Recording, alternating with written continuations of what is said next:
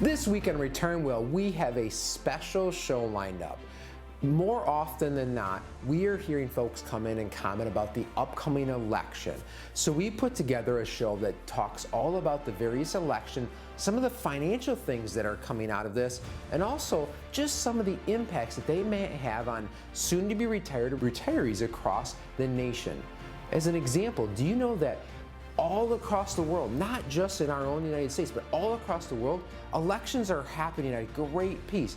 There's so many different races going on worldwide, and then we're obviously in the midst of that with a presidential election year as well. So again, you're not going to want to miss this action-packed show as we devote the whole next 30 minutes just to talking about this upcoming election and the different financial aspects that go along with that.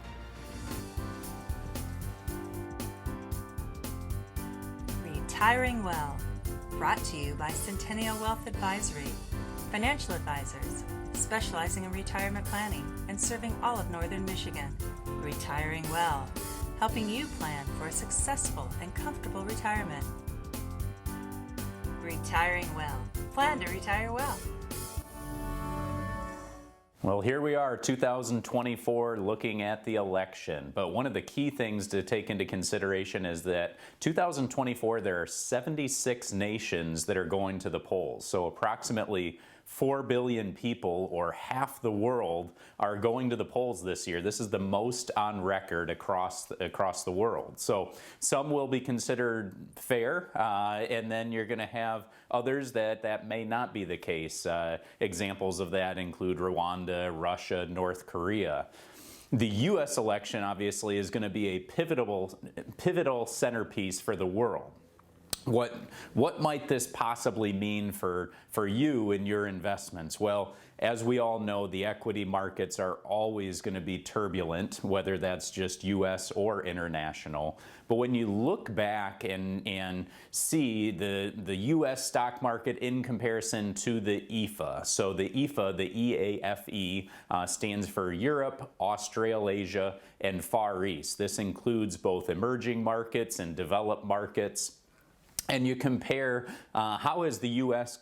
performed in comparison to the international markets. Well, you go back and there's different trends that you might pay attention to. So from 2000 to 2009, you saw that the EAFE, or the more international index, outperformed the S&P 500 7 out of the 10 years in the 2000 through 2009. And then you go from 2010 to 2019, well, the S&P, the U.S. equity markets outperformed the international markets 8 out of 10 years.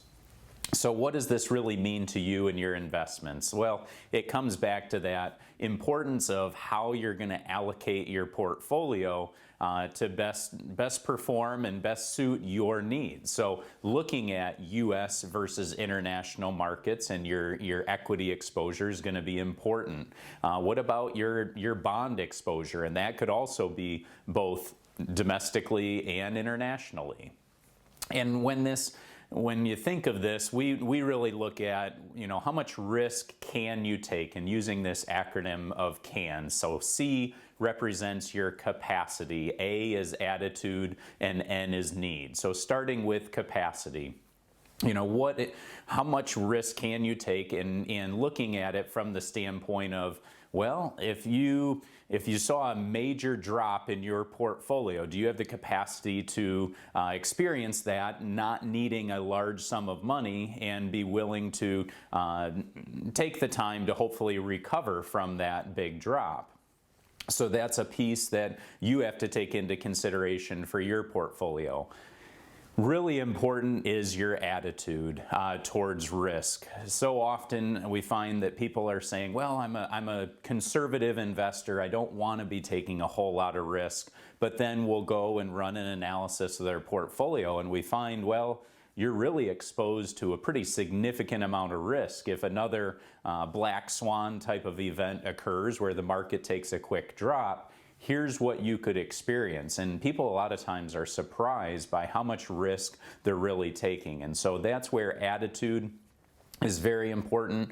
And lastly, the need factor. Do you really need to be taking on so much risk in your portfolio? So if you're potentially a younger investor and you say, well, I've got 40 years before I'm going to retire and touch this money, well, yeah, you may be able to take on a little bit higher risk, but maybe you're just a couple years from retirement, or you're already in retirement.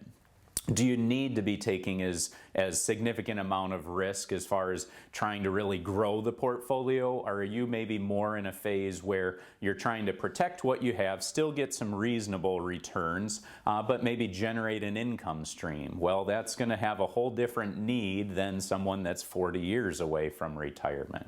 So again, we encourage you, when you're looking at the 2024 election and all of the unknowns that may bring, not only just here domestically, but also internationally, we encourage you to factor in what sort of risk are you taking with your portfolio. Run through that example of the capacity, the attitude, the need, and determine for yourself sort of how you're structured. And if you don't feel that you have a cohesive plan for that, we welcome you to give us a call here at Centennial Wealth Advisory. We'd be happy to sit down with you for a no cost, no obligation second opinion, as we're here to help you plan to retire well.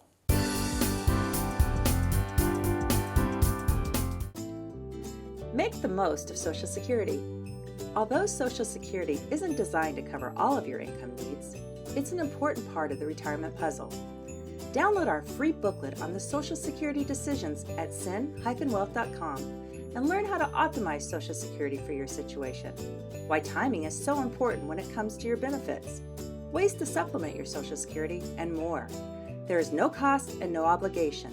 Simply go to sin-wealth.com, scroll down, and click the download link to get your free booklet on the Social Security decisions.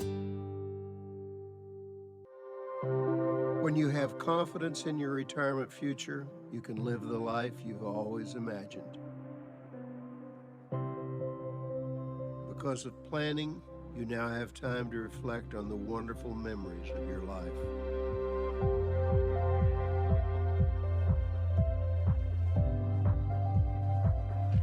You and your spouse finally have the luxury of leisure time together.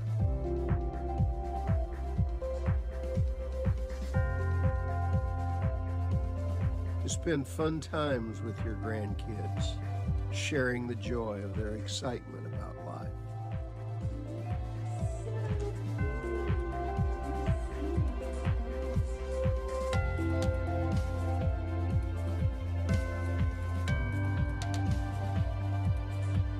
Smiling at the thought of quality time with your children and of picking up the check.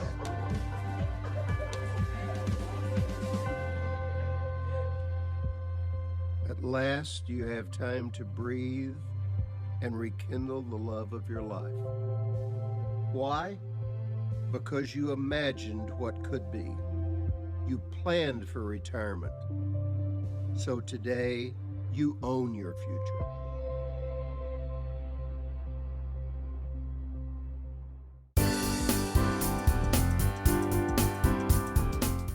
Inflation has been running rampant the last few years, as I'm sure you're well aware, right?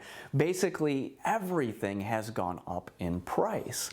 And, when we look at that, it's been a drastic increase, especially when you look at from 2021 to 2022.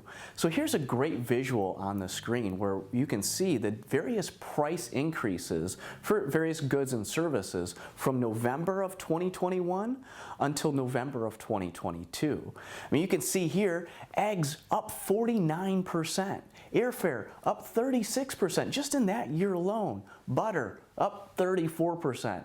Energy, just overall energy, up 13%. So we've all been seeing those price increases. Now recently, they've kind of slowed down a little bit. And one of the levers that our federal government has to kind of curb inflation and keep prices in check and so forth is by increasing interest rates, okay? The Fed fund rate. And we saw them do that. Now, They got a little bit of a late start doing that, right? Because prices just went up crazy. But they have been drastically increasing interest rates over the last few years. And an effect of that is, money becomes more expensive to lend out and so forth. And you probably saw that with mortgage rates, right? The 30-year mortgage went from, in 2021, under 3% to pushing 8% in 2023. So, the Fed, while they got a little bit of a late start there as far as catching up with inflation, increasing rates and so forth, they did increase rates drastically to try to curb inflation. And now we're seeing that, at the end of 2023, the Fed fund rate was increased to a point where they said, okay, we think we're at a point where we've got inflation under check and, prices aren't continuing to go through the roof. They're kind of holding steady. So they've paused doing those interest rate hikes, okay? So looking back at this, how does inflation and then the Fed adjusting interest rates, how does that affect your investments? And basically what we look at is history. Now, of course, history doesn't have to repeat itself, right? But this is not uncharted territory. So take a look at the visual on the screen here. And basically what we did is we went back and looked back at the last 40 years to determine, okay, when has this happened in the past over these 40 years? And then how have stocks and bonds performed in the time period after the Fed has hit that peak in interest rates and is potentially going to start decreasing rates? So here in the first visual, you can see that over the last 40 years, this has happened 7 different times. A lot of my clients I hear from, they remember back in the late 70s, early 80s when inflation was running crazy and the Fed was increasing rates really drastically, and they remember their first 30-year mortgage at 12, 15, or I've even heard people say 18%. So this isn't uncharted territory, right? And then obviously most recently in the time period that we've been in. So over the last 40 years, we've seen this happen 7 times. So now let's crunch the numbers and see, okay, how have stocks and bonds performed in the 6-month to 1-year period after the Fed has hit that peak in interest rates? So on this visual, if you look at the bottom right page of the screen there, you'll see that on average, in the 6 months following a Fed rate peak, bonds do on average of 9%. And then 1 year, it's at 13%. But what's really interesting to see is that it's 100% positive when this has happened. So, that's great for the bond world. On the stock side, you'll notice right under there, stocks only positive 74% of the time. Now, what I want you to pay attention to there is that you can see the average return for stocks in that 6 and 12-month time period as well. It's not that much different, okay? And yet, typically in stocks, you're taking on a lot more risk and there's a lot more volatility involved in that. So why am I talking about this, right? Well, it's because I want you to understand where we think we're at in the world, in the economy, and so forth, and how you're positioned in your portfolio. So have you looked at, okay, what's your ratio for stocks and bonds? How are you positioned, and how much risk are you taking with your current portfolio? If you have questions on that, please don't hesitate to give us a call.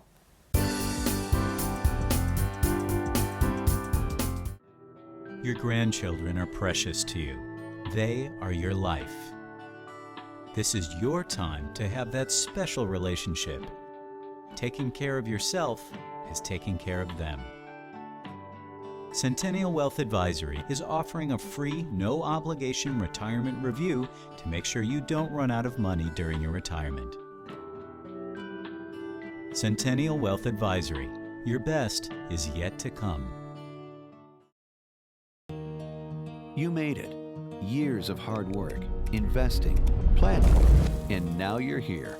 The long-awaited reward you spent a lifetime looking forward to. But what now? After years of growing a nest egg, now you may want to manage it. Use it to fund your dreams. Make it last as long as you need it. And leave some for those you love. So what do?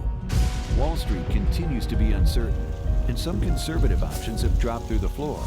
How do you maintain opportunities for growth and reduce risk of loss from market changes? That's where we come in. We are financial professionals.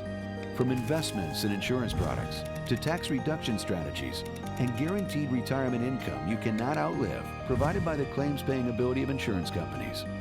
You've worked a lifetime to get here. Let us help you enjoy it to the fullest.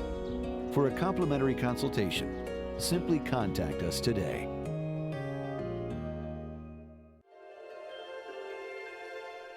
Living life isn't always easy. It puts up challenges and obstacles you'll have to overcome.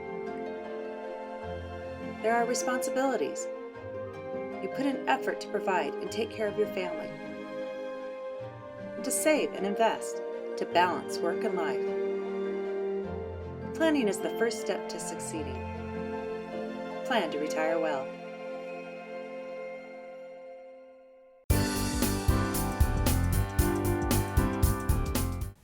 Like many elections, all eyes are going to be glued to TV sets, listening to radio shows and newscasts across, wondering what the outcome is going to be. Every person out there, likely in the United States, has probably some piece of information they're looking to gather from maybe their favorite candidate, from many candidates, or learning what some of those topics are that are important to them. Potentially more than ever, or at least of recent times, finances are on most people's mind. When you walk into the grocery store or go to buy any product or service, you've likely noticed increase in expenses. Consumer sentiment is at not necessarily record lows, but lows very low over the comparative last 10 years. Finances are on people's minds. So when we're looking down and sitting here watching this election unfold before our eyes, many folks' number one concern is finances. Now again, that's a broad range of topics. For some folks out there, that could be wages. Maybe they're unemployed. Maybe it's that inflation piece, and then also worried about maybe future taxations or current taxes. Not even talking about all the other government finances that roll along with that. Spending, revenues, cuts, all of that sort of stuff out there. So again, consumer sentiment, how people are feeling about the economy, is low. A lot of that has to do, again, with costs that they're incurring of that. But I want to talk about something for a minute here and watch as this develops throughout here. I'm curious to see if any of the candidates start talking about government spending. As we know, government spending is a huge, huge number. So big that it's hard to even fathom when you start talking about large numbers. You know, we're talking about trillions of dollars spent every year. Little over $6 trillion is kind of the operating, I don't even want to call it a budget anymore, but what they're spending on a yearly basis. What's coming in is a little over about $4.5 trillion of what's being brought in. Yes, you heard that right. Over $6 million of spending, but we're only bringing in a little over $4.5 trillion. So that's where that deficit comes in. You hear that often talked about, either politicians or talked about in the news, that every year we have this deficit, meaning that we're growing our national debt every single year. So when you look at items that they're spending money on, Social Security, Medicare, defense, education, and the numerous other things that are out there. How does the government have income or revenue, if you will? How does it make money? Taxation, so personal, corporate, capital gains tax rates, stuff like that. So generally that's how they're making money. So again, as this election unfolds and we have this huge deficit that's happening every single year, a growing national debt that was really even kind of gasoline was thrown on the fire there with the idea that COVID and all the spending that happened during that period. So let's step back and look at this. Do we think a politician during this election year might start talking about this? When we as consumers, we as citizens of this country are becoming more and more worried about finances, it kind of starts at the top. As all of us as our households, we have to budget our households, right? We have to balance our finances. When we sit down, whether it's a kitchen table with our spouse or ourselves, and kind of running the numbers and seeing what we're spending, what we're saving, what bills are coming in, and we're balancing that out. If you were running a deficit on a year-by-year basis, eventually that's not going to work any longer. So again, as we start to look at this, at the end of 2025, remember that Tax Cut and Job Act ends. So if nothing has changed, we're going to see an increase to personal income taxes. That law is going to sunset away, and then we'll have the increase. So kind of see what conversations come about of that to see if people are going to talk about extending that, or politicians, candidates are extending that, changing it, or maybe even increasing taxation further. In a recent interview done back in 2023, Senator Joe Manchin, from a Democratic senator from West Virginia, had this quote on Fox News in an interview. And he said, "You can't basically just tax your way out of debt. You can't borrow your way out of debt, and you can't cut your way out of debt." Later on in the interview, it talks about maybe having a combination of this. So again, as we talk about this election, pay particular attention to these financial matters that are going, because they could have a direct impact on your finances. And for those of you that are nearing retirement or in retirement, it could really have an impact on how things are taxed and what that income looks like for you in the future. If you want to have a look at your portfolio, your retirement finances, and help balance that out for you, give us a call. We'd love to sit down and walk through you that journey and see how maybe you can plan to retire well.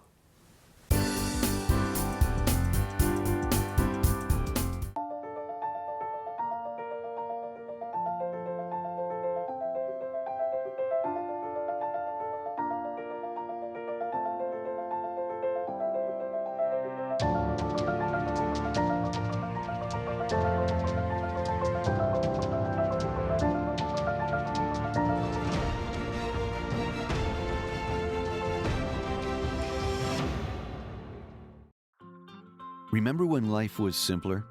When things didn't move quite so fast, and the world didn't seem so complex? Remember that? We do. And as the world around us has continued to speed up, becoming more complicated, and still a bit uncertain, we have managed to keep things simple, providing sound, easy-to-understand financial advice and customized roadmaps for the road ahead, from tax reduction strategies, investment advice, and guaranteed retirement income you cannot outlive, backed by the claims-paying ability of insurance companies. We can be your single point of contact, a single call, a voice you recognize well, and a partner who can be by your side for the entire journey. We can't stop the world around us, but we can help ensure you're prepared for what's to come. To schedule a no-obligation meeting, simply contact us today.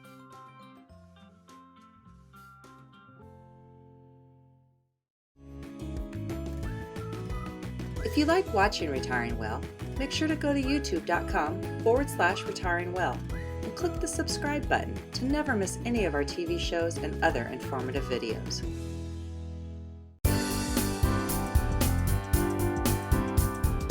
Hey, welcome to this segment on the Future of Taxes 2024 edition.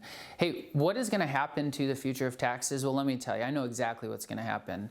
That nobody really knows what's going to happen. That's the fact of the matter, is that there are things that are in place right now, laws that are in place, and those laws are set to sunset and go back to previous similar situations. And so the Tax Cut and Job Act of 2017 changed a few things, and so that law right now sunsets in 2025.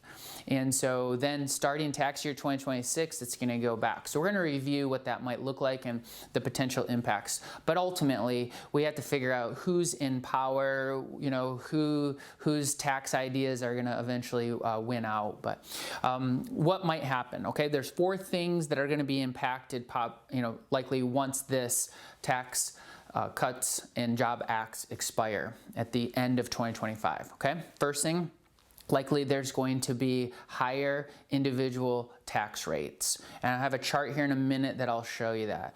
The second thing is potentially they're going to mess with the brackets as to when you go to that next tax bracket. So there might be some brackets that could be true on the ordinary income side and also on the capital gains and dividends side of the tax bracket. The third thing is that they might lower the estate exemption.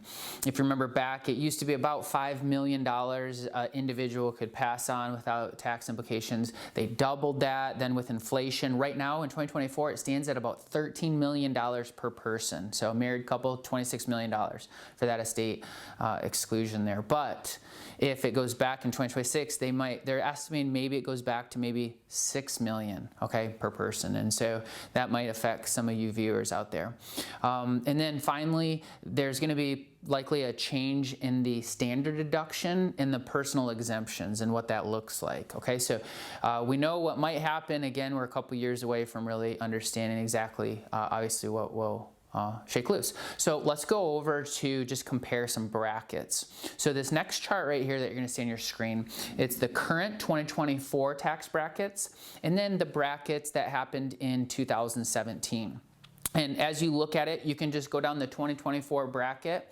You're going to see that it goes 10%, 12, jumps to 22, 24, another big jump to 32, 35, 37.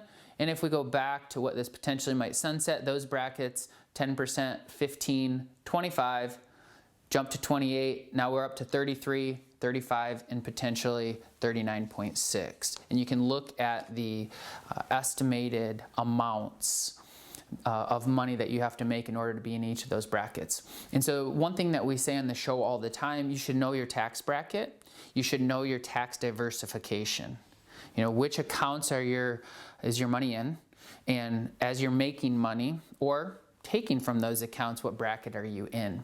And if you can map out a long-term tax plan, it is phenomenal. But it starts with your numbers and it starts with your situation.